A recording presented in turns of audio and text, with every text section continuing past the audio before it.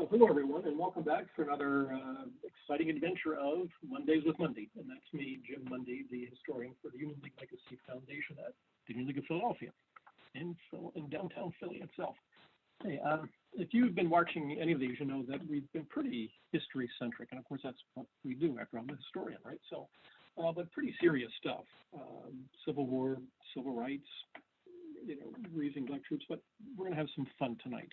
If that's okay, or at least try something I think will be more humorous and a little offbeat. So I'm calling this one Guys and Dolls Meets the Union League. And I hope that reference to the Broadway play about gambling in a Salvation Army office kind of rings a bell for some people, but Google it if not. Anyway, so it's 1938, and the mayor is Samuel Davis Wilson. Okay, now keep in mind that Philadelphia was a Republican city. Period, end of paragraph. Between the Civil War and 1952, there were only two Democratic mayors, and even they were irrelevant because the rest of the offices were run by Republicans. So it's 1938. Now, Wilson, though, was not a Philadelphian, and he was not from the old Republican Party machine. He was from Boston, graduated Andover, Phillips Exeter Academy. Not really a college guy, but an Army veteran, nonetheless. Came to Philadelphia in 1905. Beat around the bushes, nothing really successful, but in 1927 went to work for the city controller named Wilby Hadley. And Hadley was one of those, green sleeves, shades on the sleeves and stuff like that. Very serious bookkeeper, really kept the city in good financial shape. But Wilson was a good student. He learned a lot under Hadley. He also saw how politics was played in Philadelphia. So at this point, to be anybody in Philadelphia politically, you had to be Republican, and that's what he was going to be.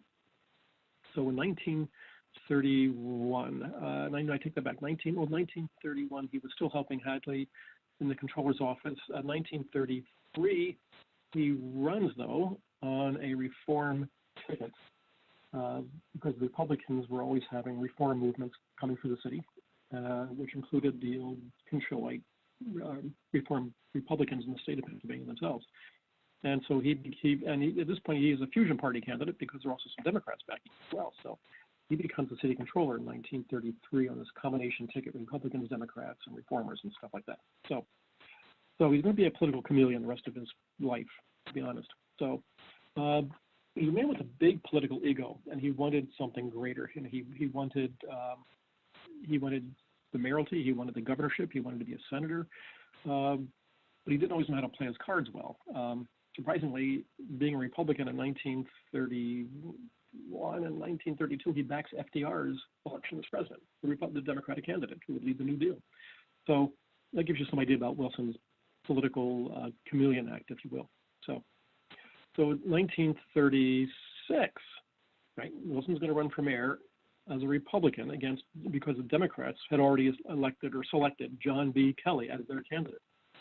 And Wilson realized that he wasn't going to get the Democratic nomination, so he's going to get the Republican one instead, and sure enough, he did, right? And he won by only 45,000 votes out of over 700,000. So the Democrats and Kelly put on a good showing, but nonetheless, Wilson's now the mayor. And Wilson would take on all the old political, ghosts, if you will, that nobody else wanted to take on. But he had the courage to do it, and maybe just the insanity at the same time. So Wilson has a very successful first year in office. He actually convinces, as a Republican mayor in a Republican city, he convinces the Democratic Presidential Convention to come to Philadelphia that year, first time since 1900.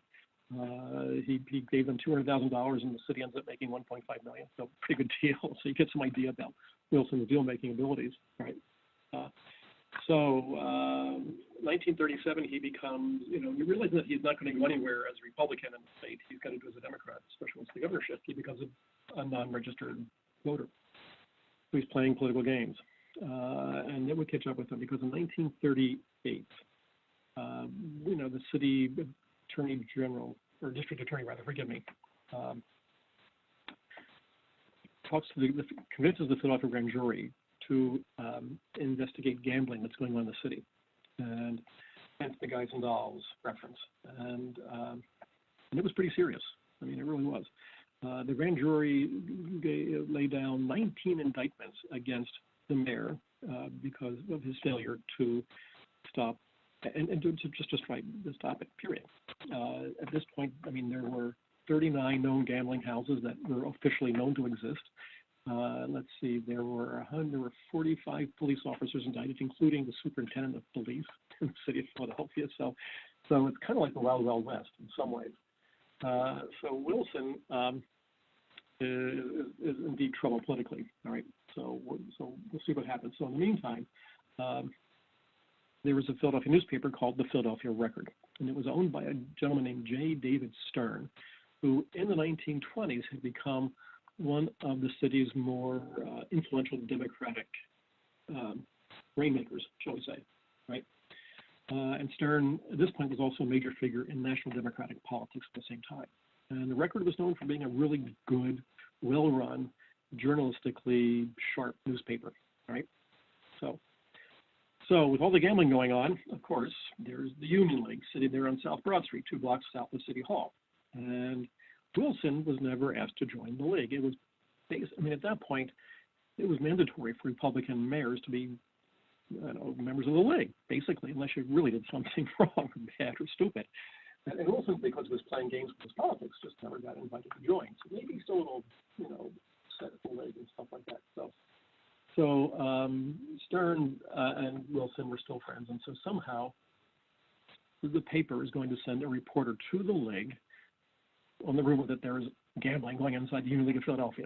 So what I'm going to do is I'm going to read you the newspaper article that was written by the reporter.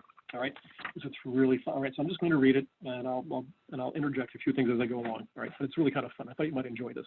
So, all right. So this is November 5th, 1938. So keep in mind that Davis Wilson's facing 19 indictments for not suppressing gambling in the city of Philadelphia. So the Orphans Court Judge Allen M. Stern, president of the Union League, conducted a record reporter through the old brownstone building at Broad and Walnut Streets last night on a hunt for secret gambling room. The search was proposed by Judge Stern a few hours after Mayor Wilson, Davis Wilson, right, warning police and fire officials to be vigilant regarding the right of all to vote on Election Day, added this charge, quote, "I hate hypocrisy." One of the biggest hypocrites there was. "I do not gamble, never cared for it, and don't patronize such places.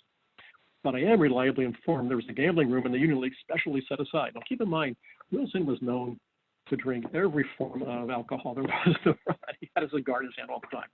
Not exactly a morally bright shining star in the firmament, if you will. So anyway, it's really something coming from Davis Wilson.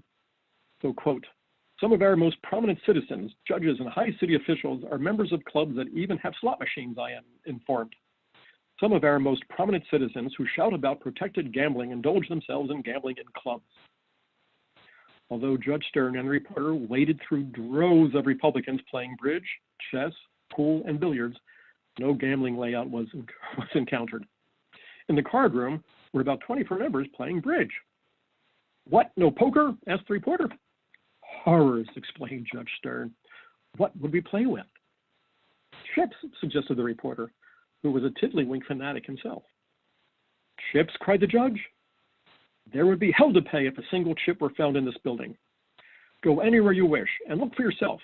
For every chip you find, I'll get 5 Union League members to vote the Democratic ticket." That was never going to happen, okay? Because the Union League at this point in time is the center of the Republican Party in the city, in the state, and to some extent even in the country. So you weren't going to find 5 Democrats in the league. So the judge knew what he was doing, okay? "It's a deal," said the reporter. "Take me to the locker rooms." The searchers passed through immense rooms and down long corridors lined with portraits of distinguished Republicans. The locker rooms, unlike some others, were as proper as your own parlor should be. There was a white cloth on the customary tables in the center of the room and an empty jar in the cloth, nothing else. Come, Judge," suggested the visitor. "Mayor Wilson wouldn't speak of a secret gambling room if he didn't know what he was talking about." "Does he know what he's talking about?" asked the judge. "Let's go down to the kitchen and see if any of the help are playing dice." No, the cooks were cooking, although the reporter noticed that there were not 2 chickens in every pot, which is the old New Deal expression. But anyway, and the assistant cooks were assisting, but there was no crap game. "All right, Judge," said the visitor, "you must at least have one or two teeny-weeny slot machines on the premises." "Sorry, not a single slot machine," said the judge. "Would you like a game of chess before you go?" So, and that ended the mayor's attempt to expose the Union League as a den of gambling and and put it right in line with that famous Broadway musical Guys and Dolls. So maybe that's where Marlowe got the idea, was this article, who knows. But anyway, I thought this would be a lot more fun, a little, summertime, and it's hot and humid. So I thought my little way to break some of the historyness, if you will, about all this. So hope you enjoyed it.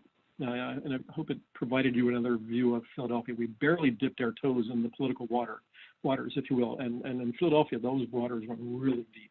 Maybe sometime in the future we'll go deeper into those. We'll try some more fun stuff later on as well. All right, there's lots of good stuff coming. So thank you for watching once again. And on behalf of the Union League Legacy Foundation, thank you. Hope you enjoyed it. Stay cool, but most importantly, stay well and stay safe.